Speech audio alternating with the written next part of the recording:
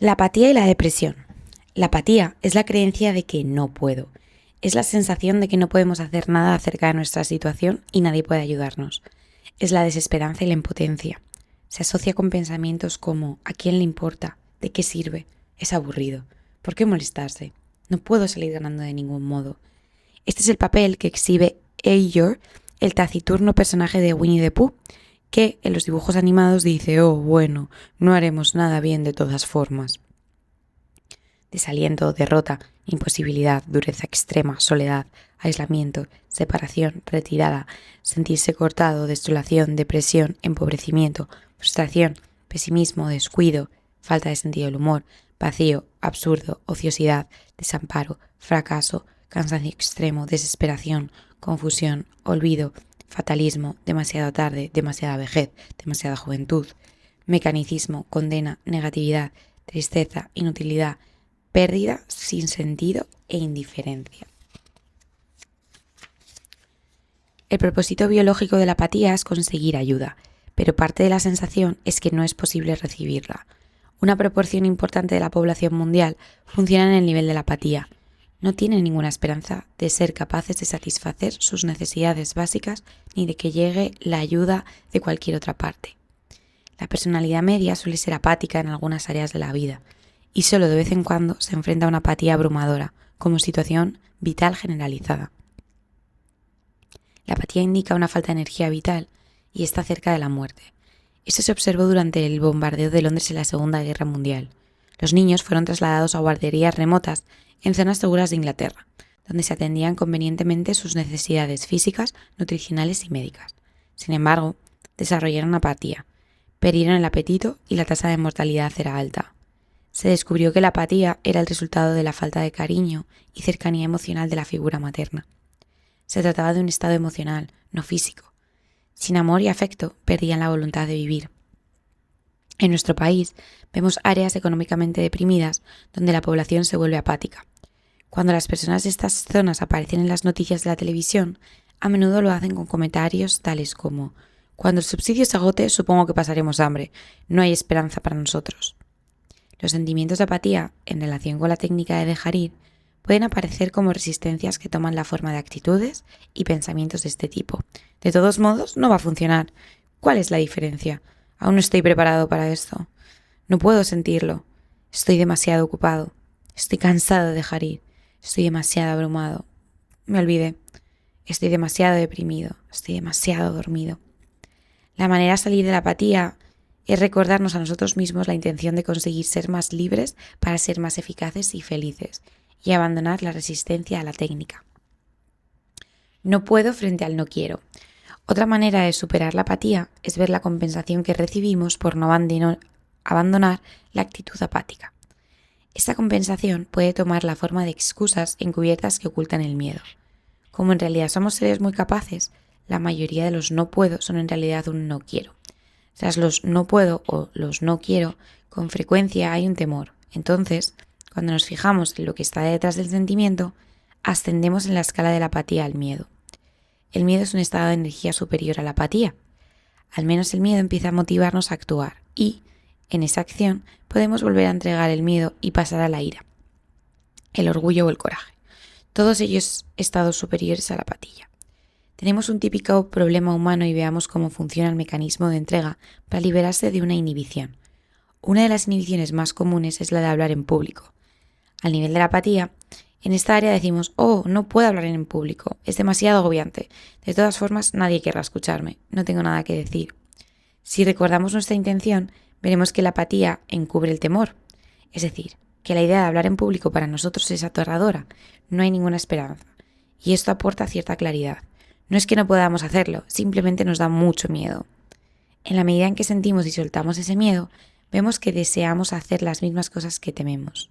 Ahora, al observar el deseo, que está bloqueado por el miedo y tal vez agravado por algún sufrimiento, por la pérdida de oportunidades en el pasado, surge la ira. Hemos pasado de la apatía al dolor y después al deseo hasta llegar a la ira. En la ira hay mucha más energía y capacidad de acción. La ira a menudo toma la forma de resentimiento, como el derivado de haber aceptado hablar en público y sentirnos obligados a hacerlo. También sentimos ira por nuestro miedo, que ha bloqueado nuestros logros en el pasado, y esta ira conduce a la decisión de hacer algo al respecto. Esta decisión podría transformarse en un curso de oratoria. Al inscribirnos en un curso de oratoria, ascendemos hasta la energía del orgullo, en la que, por fin, cogemos al toro por los cuernos y hacemos algo al respecto. De camino al curso de oratoria, de nuevo, surgirán más miedos. En la medida en que sean constantemente reconocidos y entregados, nos daremos cuenta de que al menos tenemos el coraje necesario para hacer frente a nuestros miedos y tomar medidas para superarlos. El nivel del coraje tiene muchísima energía. Esta toma la forma de soltar el miedo residual, la ira y el deseo. De modo que, en medio de la clase de oratoria, de repente, experimentamos la aceptación. Con la aceptación estamos libres de resistencias, que antes habíamos tomado la forma de miedo, apatía e ira. Empezamos a experimentar placer. La aceptación conlleva confianza, puedo hacerlo. En el nivel de la aceptación somos más conscientes de los demás, de modo que, en la clase de oratoria, nos damos cuenta del dolor, el sufrimiento y la incomodidad de los otros miembros de la clase y empezamos a preocuparnos por ello. La aparición de esta compasión hacia los demás va acompañada de una pérdida de autoconciencia. Con la negación vienen momentos de paz. En el camino de casa a la clase experimentamos satisfacción, la sensación de que hemos crecido, de que hemos compartido con los demás. En la experiencia de compartir nos hemos olvidado por momentos de nosotros mismos y nos hemos preocupado más por la felicidad de otros. Hemos experimentado placer por los logros de los demás. En este estado, una gracia transformadora acompaña al descubrimiento de nuestra compasión, un sentimiento de conexión con los demás y de compasión por sufrimiento. El pleno desarrollo de esta progresión nos permite compartir con los demás que tuvimos miedo de hablar en público, los pasos que dimos para superarlo, el éxito conseguido, el incremento de nuestra autoestima y los cambios positivos en nuestras relaciones. Esta progresión es la base de gran parte del poder de los grupos de autoayuda, el intercambio de las experiencias de los niveles más bajos de la escala emocional por los más altos. Hemos superado y gestionado lo que al principio parecía formidable y abrumador, con el consiguiente aumento de la vitalidad y el bienestar. Este incremento de la autoestima se vierte posteriormente en otras áreas de la vida, y la mayor confianza produce una mayor abundancia material y destreza profesional. En este nivel, el amor toma la forma de compartir y animar a los demás. Nuestras actividades son constructivas en lugar de destructivas. Entonces irradiamos energía positiva y atractiva para los otros, lo que da como resultado una constante retroalimentación positiva. Una vez que hemos experimentado esta progresión en la escala de las emociones en un ámbito particular, empezamos a darnos cuenta de que se puede llevar a otras áreas de nuestra vida que habían quedado limitadas. Detrás de todos los no puedo hay simplemente un no quiero. Los no quiero significan tengo miedo a, o me da vergüenza, o tengo demasiado orgullo para intentarlo por temor a fallar. Detrás de todo ello hay ira hacia nosotros mismos y las circunstancias generadas por el orgullo. Reconocer y soltar estos sentimientos nos lleva al coraje y, desde ahí, finalmente a la aceptación y la tranquilidad interior, al menos en los que se refiere al área de la vida en la que hemos remontado. La apatía y la depresión son el precio que pagamos por habernos conformado con nuestra pequeñez. Es lo que nos pasa por haber jugado a ser víctimas y permitirnos ser programados. Es el precio de haber confiado en la negatividad. Es el resultado de resistirnos a la parte de nosotros mismos que es amorosa, valiente y grande. Es el resultado de dejarnos invalidar por nosotros mismos o por los demás. Es la consecuencia de mantenernos en un contexto negativo. En realidad, solo es una definición de nosotros mismos lo que, sin saberlo, permite que esto ocurra. La salida es volvernos más conscientes. ¿Qué significa volvernos más conscientes? Para empezar, volvernos más conscientes significa comenzar a buscar la verdad por nosotros mismos, en lugar de permitirnos ser programados ciegamente, ya sea desde fuera o por una voz interior que trata de menguarnos e invalidarnos, centrándose en todo lo que está debilitado e indefenso. Para salir de ello, tenemos que responsabilizarnos de haber aceptado la negatividad y de haber estado dispuestos a creer en ella. La manera de salir de esto es empezar a cuestionarlo todo. Hay muchos modelos de la mente. Uno de los más recientes es el ordenador. Podemos ver los conceptos mentales, pensamientos y sistemas de creencias como programas.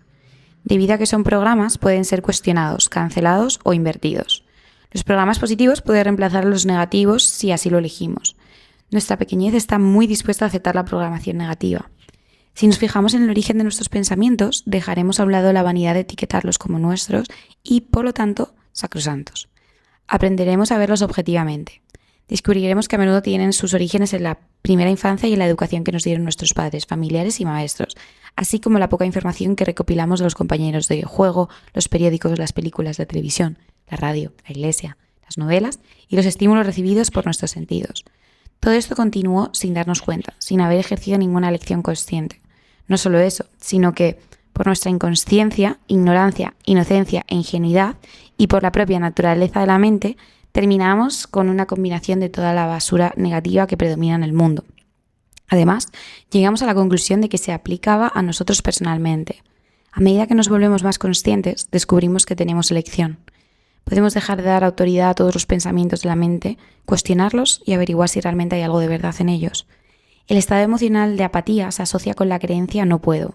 A la mente no le gusta oírlo, pero, en realidad, la mayoría de los no puedo son no quiero. La razón por la que la mente no quiere oír esto es porque los no puedo encubren otros sentimientos, que pueden llevarse a la conciencia planteándose la pregunta: ¿es verdad que no quiero y no que no puedo?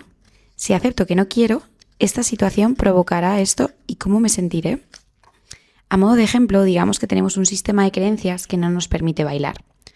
Pensamos, ¿es posible que esto sea una tapadera? Tal vez lo cierto es que no quiero hacerlo. La forma de descubrir nuestros sentimientos es imaginarnos en el proceso de aprender a bailar. Al hacerlo empiezan a surgir todos los sentimientos asociados: vergüenza, orgullo, torpeza, el enorme esfuerzo de aprender una nueva habilidad, con el tiempo y la energía que requiere. Al reemplazar los no puedo por no quiero, descubrimos todos estos sentimientos que seguidamente podemos entregar. Vemos que aprender a bailar significa estar dispuesto a soltar el orgullo. Nos fijamos en el coste y nos preguntamos: ¿estoy dispuesto a seguir pagando este precio? ¿Estaría dispuesto a abandonar el miedo a no tener éxito? ¿Podría dejar de resistirme a hacer el esfuerzo requerido? ¿Estaría dispuesto a abandonar la vanidad y a permitirme ser un aprendiz torpe?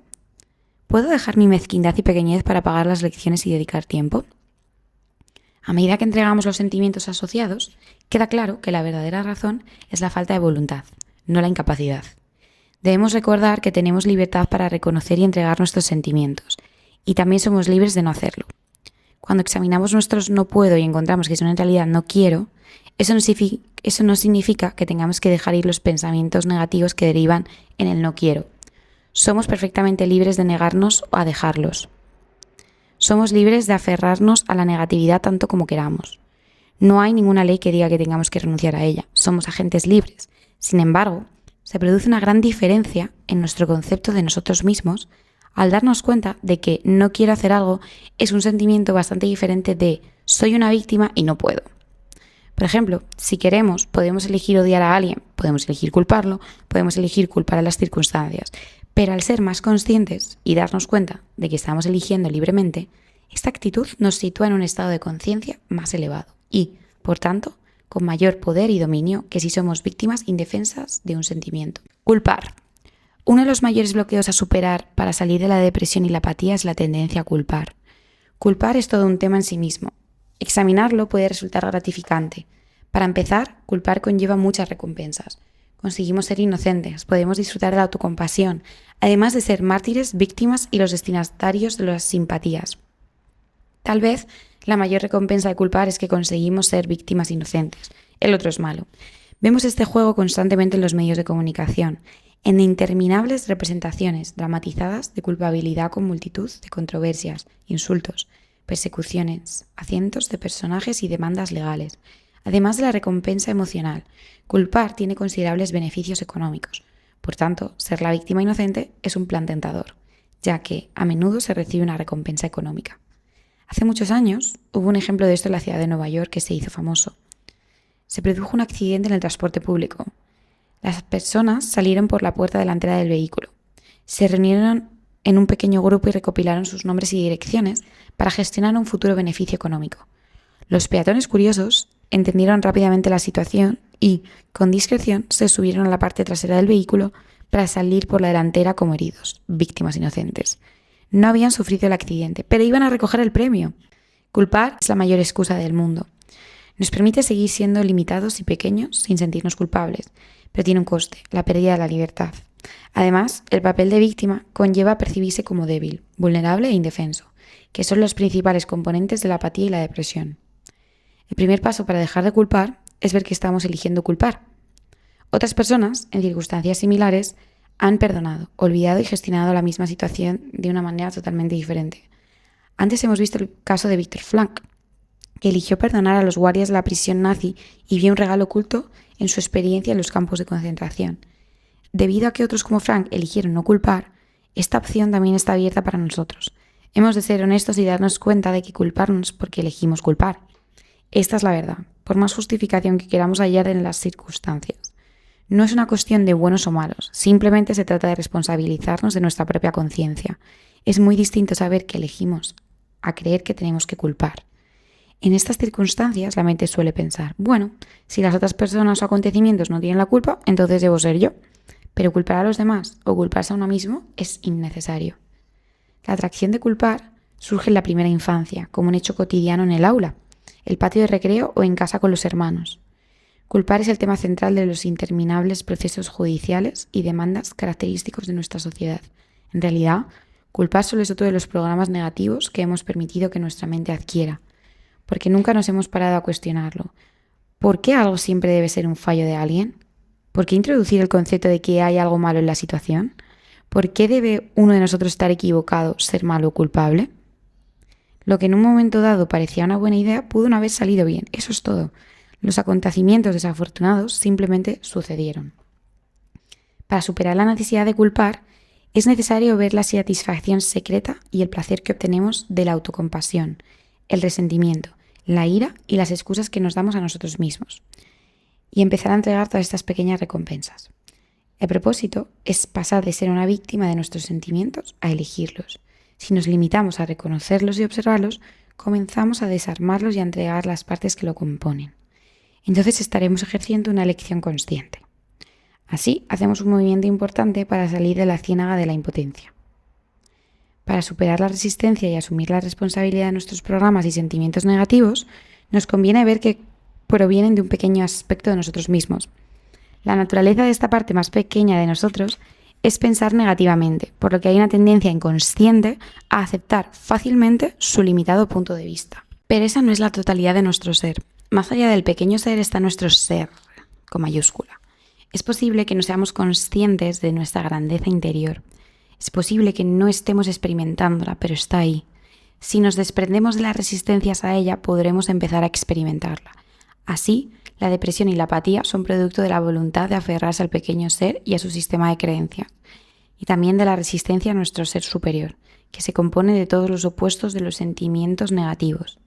La naturaleza del universo es que a todo lo que hay en él le corresponde su igual opuesto. Así, el igual y opuesto del electrón es el positrón. Cada fuerza tiene una contrafuerza igual y opuesta. El yin es compensado por el yang.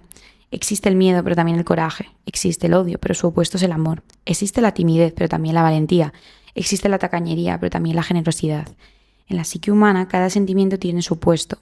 La manera de salir de la negatividad es tener la voluntad de reconocer y dejar de lado los sentimientos negativos. Y, al mismo tiempo, tener la voluntad de dejar de resistirse a sus opuestos positivos. La depresión y la apatía son el resultado y el efecto de estar en la polaridad negativa. ¿Cómo se cambia esto en la vida cotidiana? Volvamos al ejemplo de que se acerca el cumpleaños de alguien. Debido a cosas que sucedieron en el pasado, tenemos resentimientos y no nos sentimos dispuestos a hacer nada. De algún modo parece imposible salir y comprar un regalo de cumpleaños. Nos molesta tener que gastar dinero. La mente tiene todo tipo de justificaciones. No tengo tiempo para ir de compras. No puedo olvidar lo que significó que ella se fuera. Primero debería de disculparse. En este caso, están operando dos aspectos. Nos aferramos a lo negativo y a la pequeñez en nosotros mismos y nos resistimos a lo positivo y a la grandeza. La manera de salir de la apatía es ver que, en primer lugar, el no puedo es un no quiero. Al analizar los no quiero, vemos que está ahí debido a los sentimientos negativos y cuando surgen pueden ser reconocidos y apartados. También es evidente que nos estamos resistiendo a los sentimientos positivos. Debemos observar uno por uno los sentimientos de amor, generosidad y perdón. Podemos sentarnos, imaginar la cualidad de generosidad y dejar de resistirnos a ella. ¿Hay algo de generosidad dentro de nosotros? Al principio podemos no estar dispuestos a aplicarla a la persona del cumpleaños, pero empezamos a ver la existencia de la generosidad en nuestra conciencia. A medida que dejamos de resistirnos a ella, nos sentimos generosos. De hecho, disfrutamos dando a los demás en determinadas circunstancias.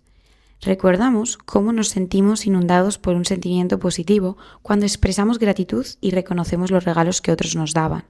Vemos que en realidad hemos estado reprimiendo el deseo de perdonar Y a medida que soltamos las resistencias a ser indulgentes, surge la voluntad de abandonar las quejas. Mientras hacemos esto, dejamos de identificarnos con nuestro pequeño ser y tomamos conciencia de que hay algo grande en nosotros.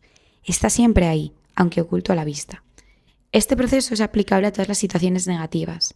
Nos permite cambiar el contexto en que percibimos la situación actual, darle un significado nuevo y diferente.